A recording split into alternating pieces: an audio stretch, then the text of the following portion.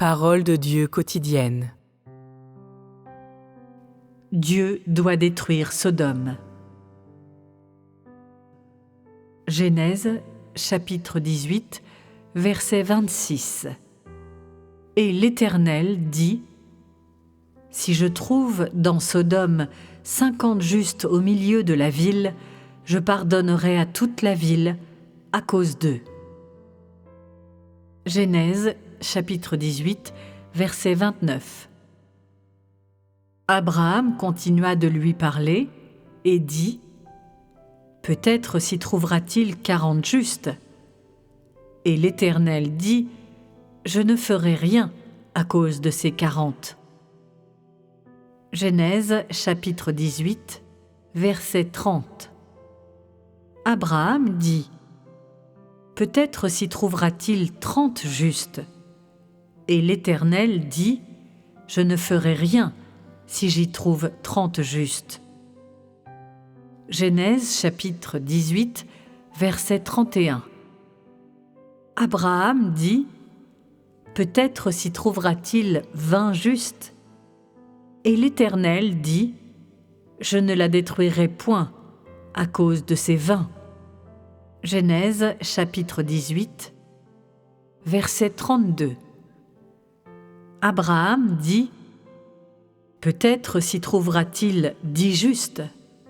Et l'Éternel dit : Je ne la détruirai point à cause de ces 10 justes.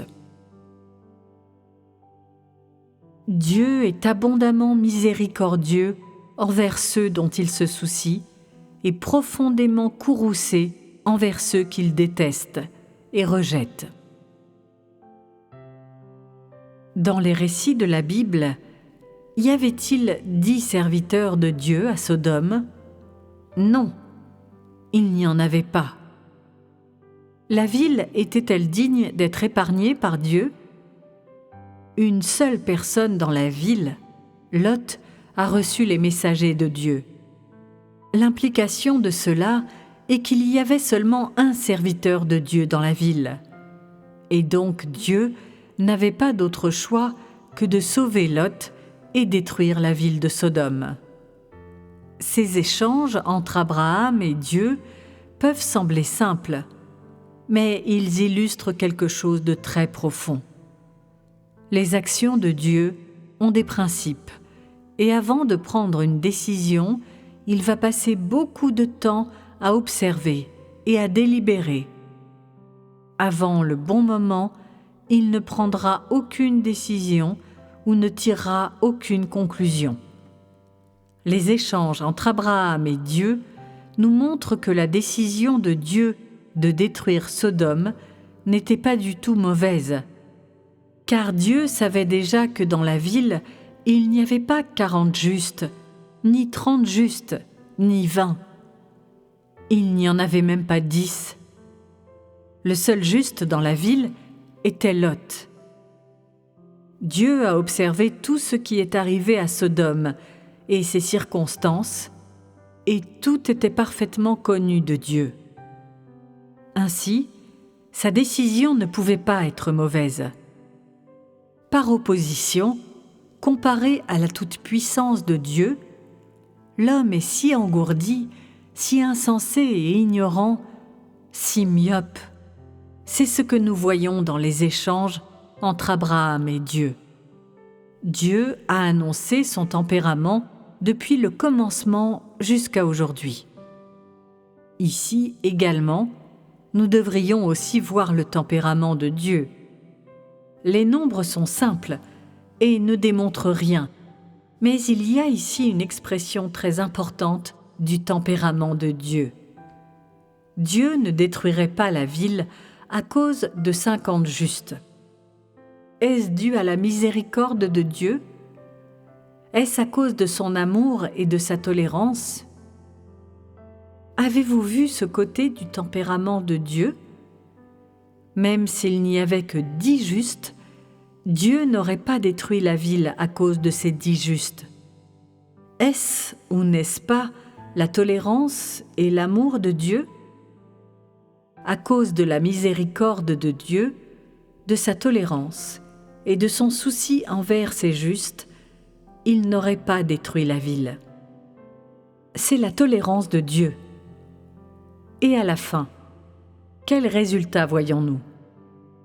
Quand Abraham a dit « Peut-être s'y trouvera-t-il 10 justes », Dieu a dit « Je ne la détruirai point à cause de ces 10 justes ». Après cela, Abraham ne dit plus rien, car au sein de Sodome, il n'y avait pas les 10 justes auxquels il se référait, et il n'y avait plus rien à dire, et à ce moment-là, il comprit pourquoi Dieu avait résolu de détruire Sodome. En cela, quel tempérament de Dieu voyez-vous? Quel genre de résolution Dieu a-t-il prise? C'est-à-dire, si cette ville n'avait pas 10 justes, Dieu n'en permettrait pas l'existence et la détruirait inévitablement. N'est-ce pas la colère de Dieu? Cette colère représente-t-elle le tempérament de Dieu? Ce tempérament est-il la révélation de l'essence sainte de Dieu? Est-ce la révélation de l'essence juste de Dieu que l'homme ne doit pas offenser? Après avoir confirmé qu'il n'y avait pas 10 justes dans Sodome, Dieu était certain de détruire la ville et punirait sévèrement les gens dans cette ville, car ils s'opposaient à Dieu et ils étaient si souillés et corrompus. Pourquoi avons-nous analysé ces passages de cette manière? Parce que ces quelques phrases simples expriment pleinement le tempérament de Dieu d'une abondante miséricorde et d'une colère profonde. En même temps qu'il chérissait les justes, avait pitié d'eux, les tolérait et se souciait d'eux, dans le cœur de Dieu, il y avait une profonde haine pour tous ceux de Sodome qui avaient été corrompus. Était-ce ou n'était-ce pas abondante miséricorde et colère profonde? Par quel moyen Dieu a-t-il détruit la ville? Par le feu. Et pourquoi l'a-t-il détruite en utilisant le feu? Lorsque tu vois quelque chose brûler par le feu, ou lorsque tu es sur le point de brûler quelque chose, quels sont tes sentiments à son égard? Pourquoi veux-tu le brûler? Sens-tu que tu n'en as plus besoin, que tu ne veux plus le regarder? Veux-tu l'abandonner? L'utilisation du feu par Dieu signifie l'abandon et la haine et qu'il ne souhaitait plus voir Sodome. C'est cette émotion qui a fait que Dieu a rasé Sodome par le feu. L'utilisation du feu représente exactement à quel point Dieu était en colère.